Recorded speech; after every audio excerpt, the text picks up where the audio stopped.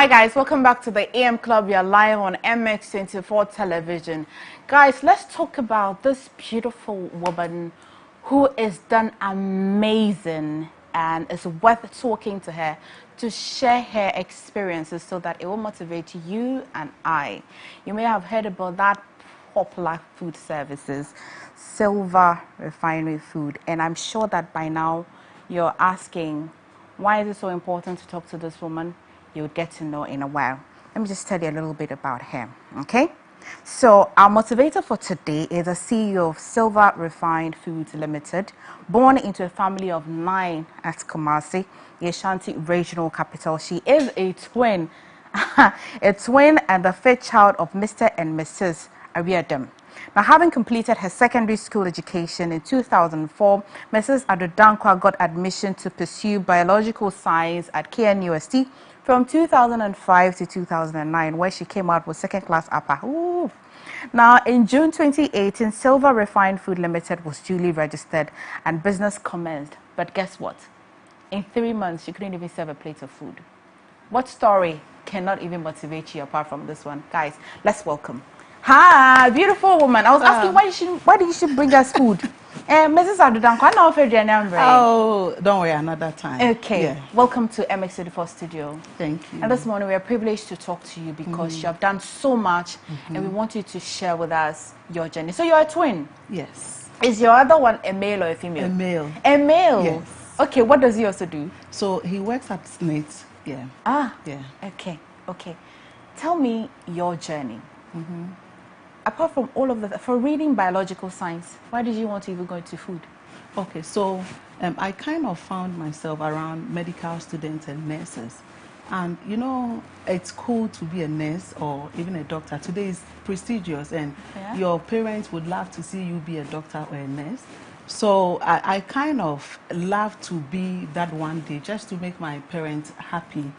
Hence, I chose biological science. But then, along the line, I realized that I couldn't even stand blood. Can you imagine? Wow. Yeah, so then the passion of cooking, it's something that was in me. It's been in me since childhood.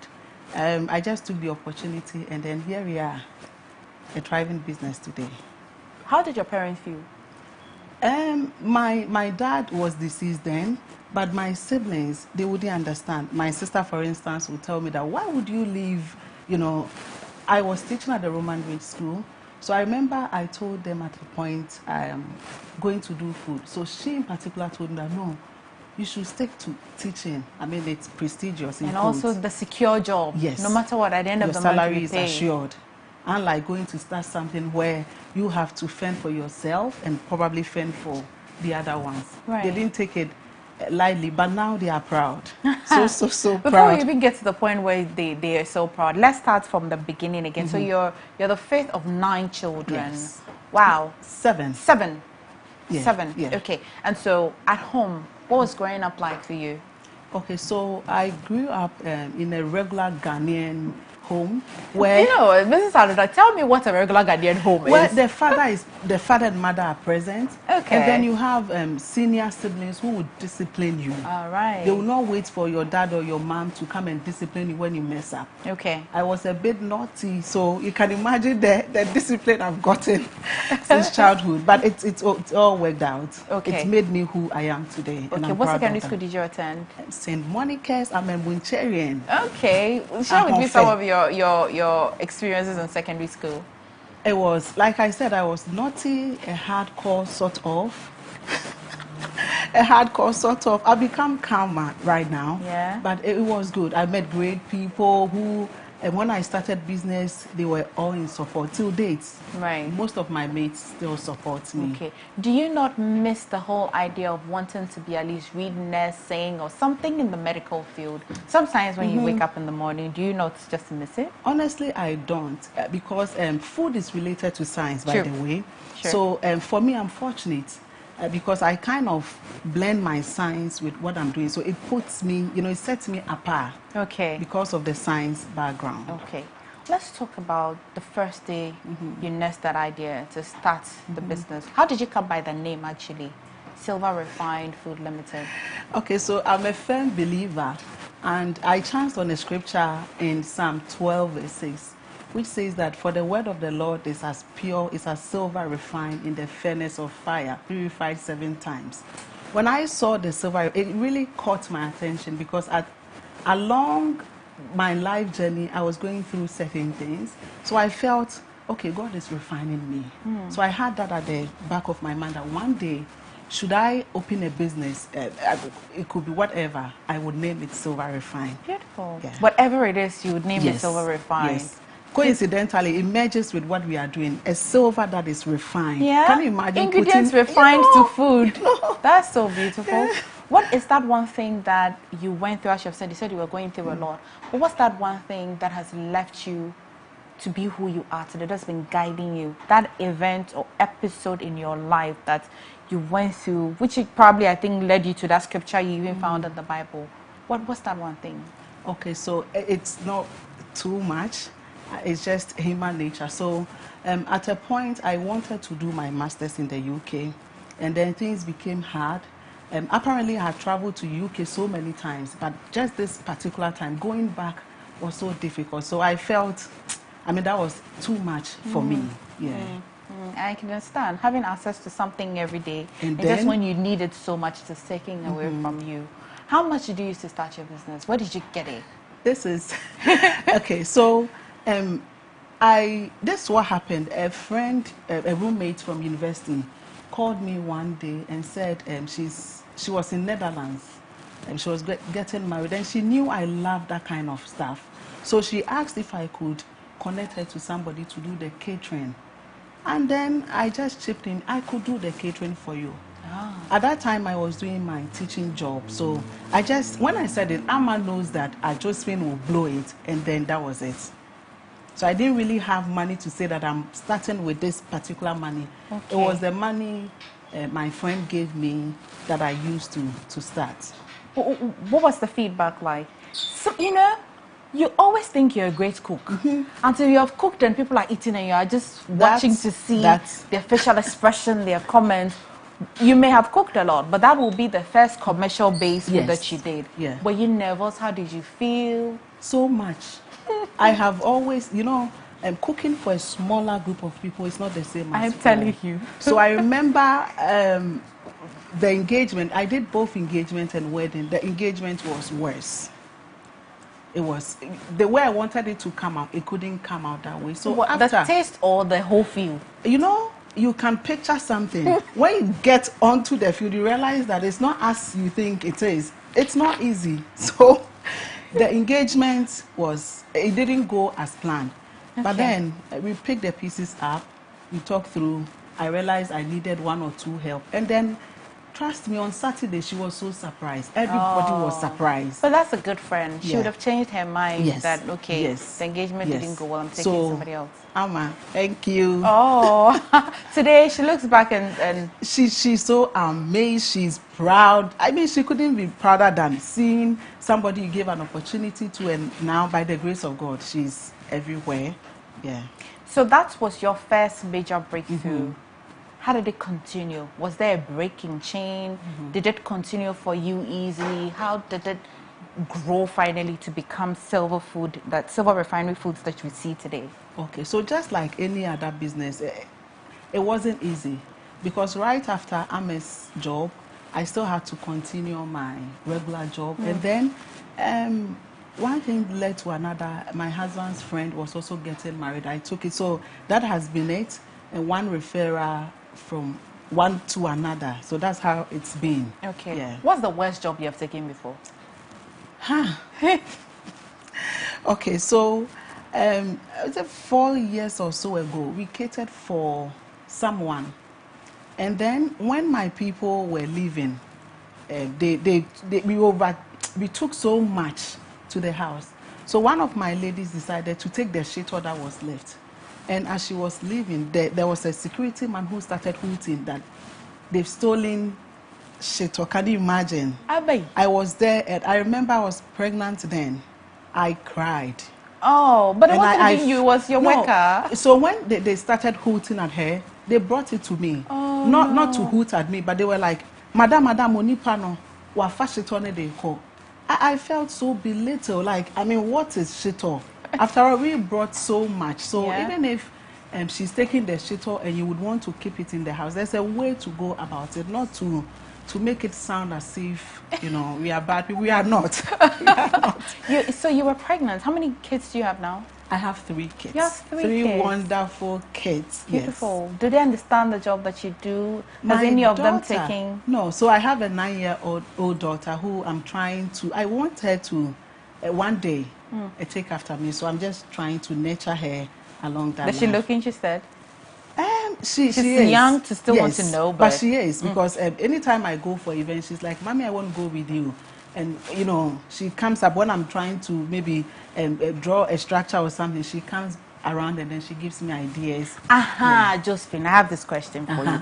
Why is it that when you go to weddings, or I know what is coming. okay, I have 2 questions for you. When we go to wedding, why is it when you're sharing the food, you like putting the food under the table? Hey. What they tell the jollof the table? You see, I hear this all the time, and you see, sometimes it's not the people. The hostess or the host will tell you that leave some for my people who would come later. Mostly that's how it's been. And then we being, you know, we are a hospitality industry. We tend to accommodate. And then at the end of the day, they turn everything around as if you are hot. Besides, where would we take the food to? After all, we brought the food. You know?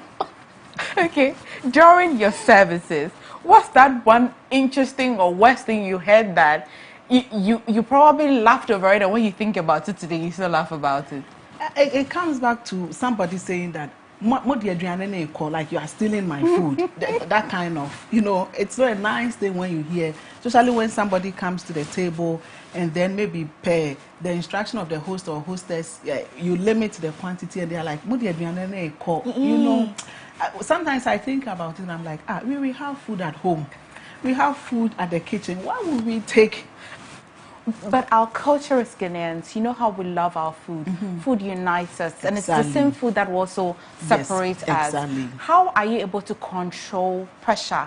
How are you able to control crowd and still make sure that everybody is satisfied? I know that this will be a secret recipe, or secret, you know, tool that you deploy when the worst is happening. But how do you do it? I go to events, I sit back, and I really admire my auntie's KJ is a caterer as well, and I really admire how the pressure can really get to, like, mean that. Are they? So it's human nature. So that's where we try to regulate in terms of quantities. Because imagine you tell me we are catering for 300. Definitely, I'm not a bad person. So we would top up, I mean, for vendors and for people around. Okay. But sometimes you tell me 300, we come and they are like 600. Hey. In that case, what would you do? Yes, so I can try my best. I can stretch, but not beyond my limits, where we may reduce the quantity. And then until everybody gets, I mean, that's all we can do. Because at that instance, we can't actually cook there. Mostly, we don't do on-site catering. We cook and then transport to the venue. So there are situations where there's nothing we can do. We just have to let the situation manage itself. Yes. Okay. Yes. As an entrepreneur, I know how sometimes it can get emotional. Some of what happened, security man hooting at your worker and all of that. How are you able to manage workers, employees, people that you have employed to work with? How are you able to manage them? Okay. So personally, I believe in motivation. I learned a long time ago that the best way to develop in people is by encouragement and appreciation. So I know intrinsic motivation actually puts workers on their toe. Extrinsic also does that. So basically, that's what over the years, I motivate, I tap on the shoulder. But when you also go wrong, know that I'm coming after you. That is what are some of your corrective measures you deploy? So sometimes it's either we deduct from your salary. Okay. You can go on suspension. Okay. Yes. Okay. Okay. In all, how many years have you been doing this? So 6, we're going on our 7th year. Okay.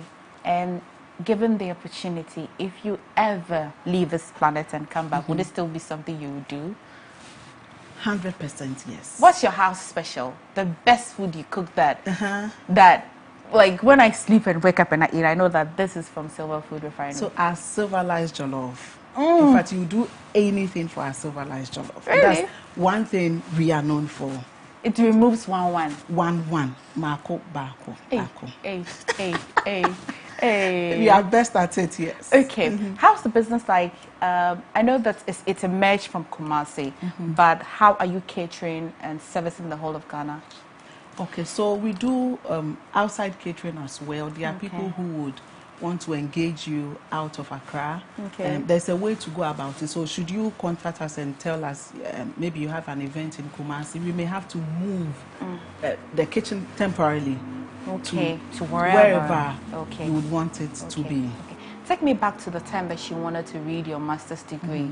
Did that sway you off education completely, or you still had to go back to school? No, it didn't. Okay. It didn't. You know, like just this year, as part of my personal development goals, I decided to take a course at SIFS. I just seen the t-shirt and the picture, and I said, wow. And it's done so much for me, for the business, for myself, and for everything. So it didn't stop me, and I'm sure it won't stop me. I'm going to take further educational stuff. Beautiful. Yeah. But knowledge is power. I agree. I agree, Josephine. Your supply chains, I mean, we all know that the economy is quite in a downturn. Has it affected the business? So much. Not in terms of revenue, but in terms of expenses. Yeah. Now everything is doubled. You tell clients, customers, and they are crying, literally. So it's not been easy. It's not been easy. Because most of the things we buy, we don't make them ourselves. Yeah. So it's really had a toll on our profit, on expenses in general. Yeah. Is there tough competition in this industry? Yes. You have to always step up your game. You have to always step up your game, because whether we like it or not, there are new people who admire you, they want to be like you, and they want to do exactly what you are doing. So as they are coming, they are competition. You don't always look at the people who are up saying that that's the only, no, the new ones, the disruptive new ones, they are all competition. Yeah. When you wake up in the day, what's your day like? Okay, so I get my kids ready for school, and then straight to my, to work, where I pay calls. So I till date, I handle the calls. So I'm more or less like the receptionist of my business. Why so? Why did you not delegate that? Okay, so I'll get to where I will delegate, but for now, I just feel the business is too young, close to 7 years, but it's still too young. And we are trying to still put the structures in place, because we want to be a generational business. We just don't want to die in 10 years. So the structures, they need to be firm. Yeah. So till date, like I said, I'm still the receptionist. I receive the calls. I handle the social media pages and all that. So in the morning when I get to work, those things come in. As soon as I'm done, by then I would have given an instruction or itinerary for the day. Right. I go to inspect it, and then if we have to go on site, that one too I follow up. That's beautiful. So it's a tedious kind of. Well, what's the role your husband is playing in all of this? Hey, he's my pillar. So he's my advisor. You know, you need backbones. Yeah. So that's what he plays. Most of the times I take decisions and he comes in, he tells me, Josephine, this one can work. Right. And sometimes you are feeling edgy, you don't want to. But I've noticed that anytime I follow through maybe his advice, it works well for me. Beautiful. Yeah. So he's been very supportive. The jollof at that event and the one you serve your husband, what's the taste different like? That one to removes same. 1-1. It's Or this 1-1. one removes 2-2. 1-1. I'd want you to watch into the camera and motivate somebody watching you this morning. This morning, my job here is simple. I want you to use your story to motivate somebody watching you. Okay, so there's this favorite song I love by Kenny Rogers, which says that when you put your heart in it, it will take you anywhere. When you put your heart in it, it will take you anywhere. So I believe that money is a reward. I know the youth of today, we all love money. Everybody loves to count money. But one thing you should understand, that when you put your heart in whatever you are doing, certainly money will come. So the youth of today, please, I know it's glamorous when you see entrepreneurs all around thinking that all is well. It's not easy. It was and it will never be easy. So put your heart in whatever you are doing and definitely you will reap the benefits. Thank you. What name your workers address you by? Madam Joe. Madam Joe. Yes. Madam Joe. Thank you so much for joining You're us today. welcome. What's your social media handles? What's the minimum quantity you take and the largest quantity you take? So we have varied menus. So it could be one person or two people. We have baskets. We do events as well. People can order, say, 15 or 10. So we are open. We take small or big. Okay. Yeah. Christmas, please share jollof one. Okay? I will. Okay. All right, guys. Thank you. Social media handles. So on IG is Silver Refined Foods. Okay. On Facebook, Silver Refined Foods. Okay. Yeah. Thank you so much. Guys, we've been talking to Mrs. Josephine Adodankwa. You know her as the founder of Silver Refined Foods, and I hope that her story really has motivated you. Motivation Monday, done and dusted. Guys, let me plug you on to the One Voice Choir, coming to serenade us to heaven. Do stay.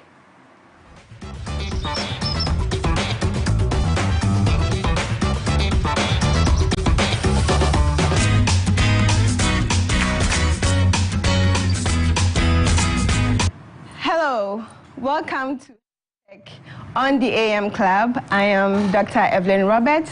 Today we are going to talk about depression.